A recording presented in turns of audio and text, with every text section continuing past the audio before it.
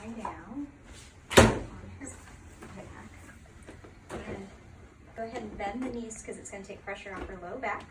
And we're going to start with putting her hands behind her neck. Kind of up through here. Good.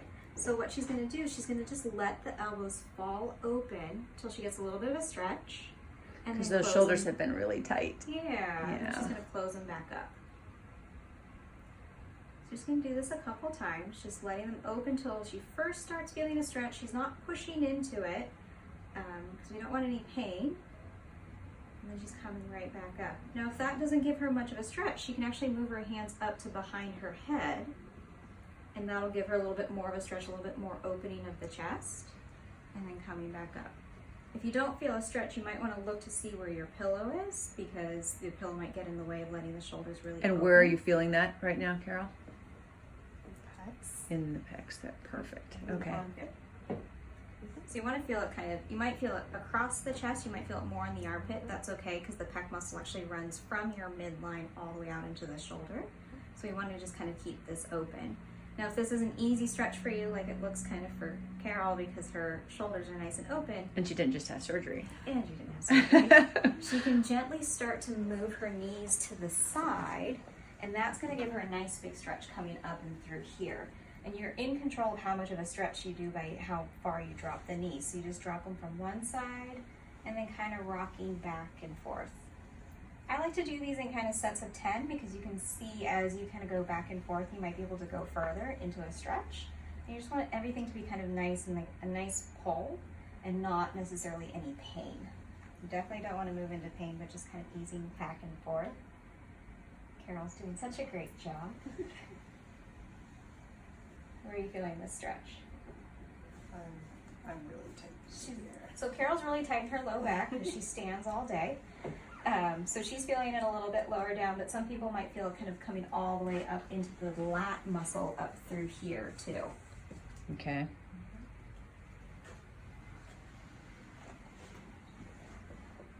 Another great stretch. Are you stretched out with that one? Go ahead and come on down with your arms. So if you have like a Swiffer or an umbrella or any sort of stick at home, like broom, like baseball bat, whatever you have at home, to get some shoulder mobility, what you can do is you can start pressing that broom up to the ceiling and then coming back down. So we can just start there if you're really tight in your shoulders. Now if you have one shoulder that had surgery and the other shoulder didn't, I would say, so say her right arm is the one she had surgery on, she's using the left arm to kind of guide the right arm up. So most of the work is coming from the left and the right arm's kind of coming along for the ride. If this is easy, what she can do is continue to press up and then pull with that left arm, the easy arm, to help that right arm come up overhead until she gets a little bit of a stretch. So for example, if they're radiated on one side and one side's a little tighter. Right, so if the right side is a little bit tighter, she's going to use her left arm to control the movement. If the left arm's a little bit tighter, she's going to use the right arm to kind of help assist that other arm to come up. If you don't have anything handy that's kind of nice and light, you can always just grab your arm with the other one and kind of help it up to get that nice stretch in through there. So Carol grabs her arm because she's such a great patient. She pulls up overhead, and she might be getting a little bit stretch in through here, but we just want to keep this shoulder moving so it doesn't get into like a frozen shoulder or to stiffen up, since we're having a little lapse in our PT care. And Carol is a little tight. So again, most of these are sets of 10. Most of these are sets of 10, and you can do many repetitions of them because they're supposed to be nice and gentle. If you do 10 and you take a break, you're like, wow, that felt really great, I want to do 10 more. Go ahead and do 10 more. Okay. And you can do this kind of throughout the day, especially if we're all sitting at home, working from home on our laptops, on our couch, and we're kind of stuck this way. It's always nice to get that chest to kind of open up and those shoulders to roll back. Good. So these are just some easy, basic ones, especially if you just had surgery recently. Another great exercise we can do is sitting up. So Carol's going to go ahead and sit up and face that way. Nicole, if you have questions while we're doing this, you should ask them too. So now you can either do this with your arms kind of across your chest, or for a really big stretch, your hands behind your head. So Carol, I'm gonna let you decide what you wanna do. But she has terrible posture right now, so she's gonna sit up nice and tall. What she's gonna do, she's gonna just take a nice twist to the right. And at the end here, I want her to take a nice big breath, letting those ribs expand out, really filling them up, letting them get a good stretch, and then relax. Maybe she might be able to turn a little bit further. Maybe take another breath. I like to do like 2 or 3 breaths here, because really letting those ribs kind of open up. We all kind of get hunkered down here. I think right now everyone can use a little breath. Definitely. Good. And then she can go the other way. So she's turning to her end point where she feels a stretch, and then take a nice deep breath, really letting it come out.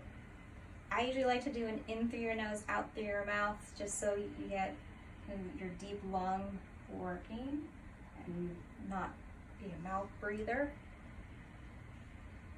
Good. So if we wanted to do a bigger stretch, she goes hands behind her head. Now we get to judge how little rotation she has. Good. That's it. And taking some nice deep breaths there.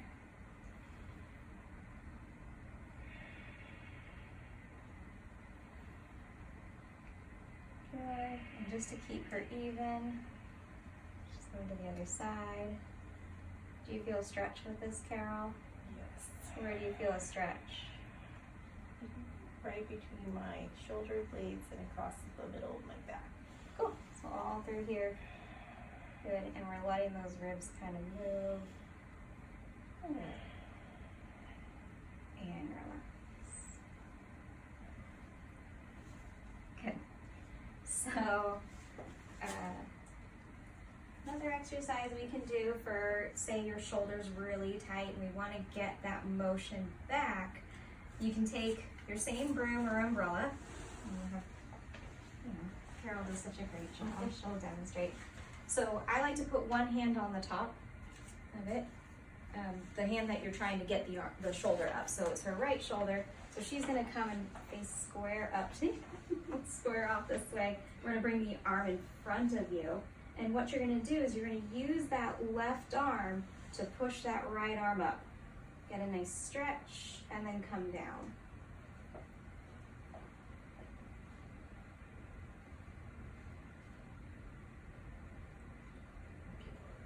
And people tend to kind of like hunker up here, so we want to keep this nice and relaxed. We want to keep a nice. You mean the shoulder neck. pulls up? Yeah. You want to keep space between your shoulder and your ear, so you're not shrugging it. So you need someone watching you, or do it in front of a mirror. Yeah. Good. And if you want to make this a little bit of like a workout, you can take it with a step. So you can step forward and kind of push that arm up. Good. So it gives a little bit more kind of dynamic, get the legs moving in there. Sometimes I feel like you can push a little bit further because you can almost use like your hips to kind of push it up. So she's going to the forward, getting a nice stretch in through there. So a lot of patients obviously have it on, that they've had surgery on both sides, so both shoulders have been limited. So then they just do 10 on one side and 10 on the other. Switch. Yep. So you're using this bottom hand to drive the top hand up. So you're not having to work against gravity. You're kind of helping assist it come up.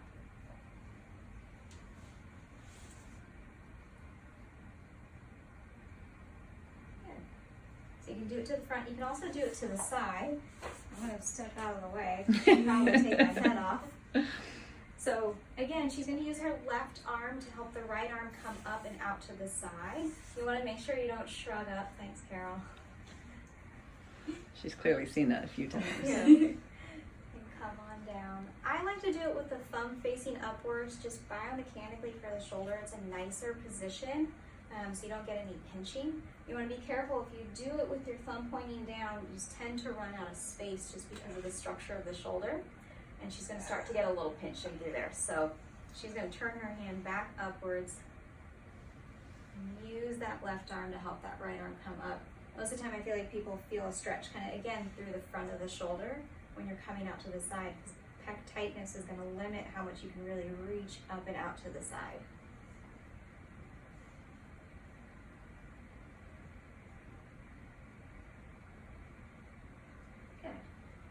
maybe she can do a couple on the other side so she's Balanced. even. So again, using this bottom hand, driving that left arm up.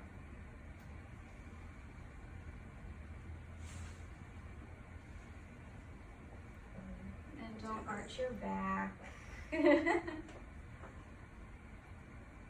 sure the motion comes from your shoulder and not from your back, kind of arching to get into that motion.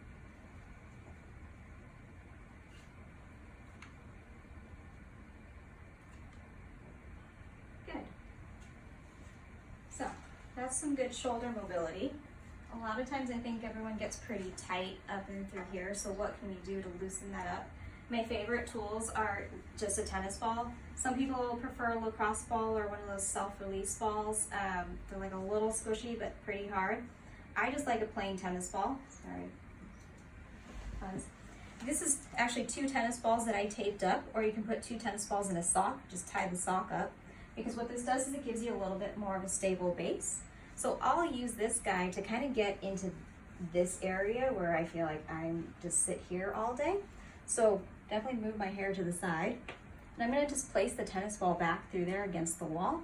And I can kind of roll around and find a good spot that I'm like, I wish someone would put an elbow right into there and just kind of hang out there for a little bit until I get it to release a little. It feels a little bit better. And then I move on. If you get to a point where you feel like any like numbness or tingling, I recommend coming off of it.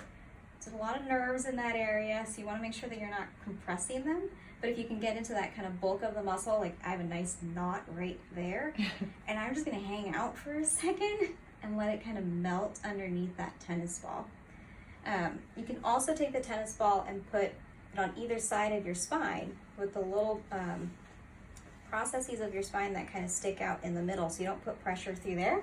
So if I put it in through here, and I'm on either side of my spine, I can just kind of go up and down and like get a nice little massage in there without having to kind of contort myself and lie in a foam roller and just be kind of nice and gentle to my muscles for right now. Nice. So just masking tape or duct tape on Yeah, the balls? this is athletic tape, but my parents have duct tape ones and masking tape and a couple socks, so because the dog keeps stealing the balls. So anything you can do to kind of get those 2 tennis balls together, it creates just a nice, stable guy. Because sometimes I feel like if you use a single tennis ball, what'll happen is I'll be here and I'll get to a point and then all of a sudden it pops out. So I like to use, personally, just the peanut just to kind of get a little bit more area back there. I'm wondering what you're going to do to torture her next. I know, that's what I'm thinking. What do you... We can start some strengthening. If you're cleared, of course, by your surgeon to do some strengthening, we want to work the muscles kind of between your shoulder blades to really help kind of pull you into this good posture and give your shoulders some good support. So a great one is just rows. So you can either use a weight if you have it, or a heavy water bottle, or if you have a TheraBand at home, there's a couple different ways. So if you have a nice weight, we can do some bent over rows. So you can just take a countertop or something that you can kind of lean on. And what I What's like the ideal height? Like kind of like thigh? this. Yeah, about thigh height. Okay. I like to stagger the feet because it takes pressure off the lower back at this point. And I usually put the arm that we're working, the leg back, just because it gets it out of the way. Okay. So her knees are just nice and soft and a little bent, so she doesn't pull in her lower back. And what she's going to do is she's going to draw that weight up as she's pinching the shoulder blade. So this motion is really to work the shoulder blade muscles and not necessarily the back of the arm, and not up here. So she needs to relax in through here. You want to always keep a nice long neck, pulling that elbow straight back, giving a little squeeze of the shoulder blade. And she's starting with a 5-pound weight, but you could start with just a water bottle, which would be about 1 pound, or a can of beans, because we all have our stocked pantries to start to do this. And again, I like sets of 10. It's a nice, easy number to count to. I don't run out of fingers or toes. If it becomes easy, you can kind of increase your reps. If it becomes easy and you want to increase your weight, I recommend decreasing your repetitions. So if I was doing 10 repetitions with 5 pounds, then it became easy, I might increase it to 15 repetitions with the same 5 pounds. If that became easy, then I'll go up another pound or 2, but then drop down my repetitions back to 10. So the shoulders are kind of at an even level. Yeah. Seems like people would kind of tend to hunch up with this one too, yeah, right? I want to keep kind of nice neutral spine, everything nice and elongated. And Carol just loves to do runs. So She could just keep going all day. So another way you can do it, if you have a TheraBand at home, you can either do it with a partner, if you have a partner, or you can tie it on a door that's not going to open. We'll do a partner. Hopefully Carol doesn't release it into my face. So it's a similar concept where I'm going to give her some tension by pulling back. She's going to pull her elbows back into her sides without shrugging her shoulders, but she's going to pinch her shoulder blades together. And you don't want to go too far. If you go beyond your body, you do that. So that's bad. We don't want to go into the lower back. So we just want to kind of come into our sides and give a squeeze of the shoulder blades. If there's not enough tension, if you feel like it's too easy, then choke up more on the band. So the more tension on the band, the harder it will be. So the shorter it is? The shorter it is, yep. So if it's too hard, if you feel yourself shrugging your shoulders because that's the only way you can do it, then you want to give yourself some more length on the band because that's going to make it easier. Oh, that was going to my face. And you can kind of vary it. You can go straight here. If I come up high, she can kind of pull down. Oh, nice. Oh, this is an exercise for me also, so it's a nice buddy exercise. She can also, I can put it down here, and I'm going to step on it, and she can almost do like a nice little lawnmower. So she can do one at a time or both at a time, her choice. So it's like she's starting an old-fashioned lawnmower, just working the muscles in different angles to kind of get them activated. So if she did them one at a time, what I would do is I would have her take a step back with one foot, with the foot that she's going to row, just because it gives you a nice kind of counterbalance. So if you have kids at home that you trust, this might You really have to trust that foot right there. Yeah. Could be a great family exercise. So Excellent. you can use the band to do just general strengthening too. I can do some bicep curls here. Nice and easy. If I need it a little bit more, I just choke up a little bit harder and make more tension on the band. I can come out and do some lateral raises. Do those bands have different colors for different strengths? Yes, and what makes it even more confusing is that different manufacturers have different color schemes for different strengths. So you need to look to see Inconvenient. which brand you're buying and what they determine as light, medium, and heavy. This is a TheraBand brand, so this is considered kind of a medium strength. Okay. I like the medium strength because you can always adjust the tension based off of how The much length. you grab on Okay. it. So if I need something harder, I'll make my band shorter to do this, which is, I can't do that. If I want it a little bit lighter, I give myself some more space, and now I can do It's this easier. exercise Okay. a lot easier to where literally I'm just opening up like a newspaper, giving a pinch of my shoulder blades, where it really works the rotator cuff nicely and kind of helps almost open this chest up. So Excellent. I love bands. You can do anything with them. Well, that's fantastic. Thank you guys both very much. It was super helpful when people can't come in to see you.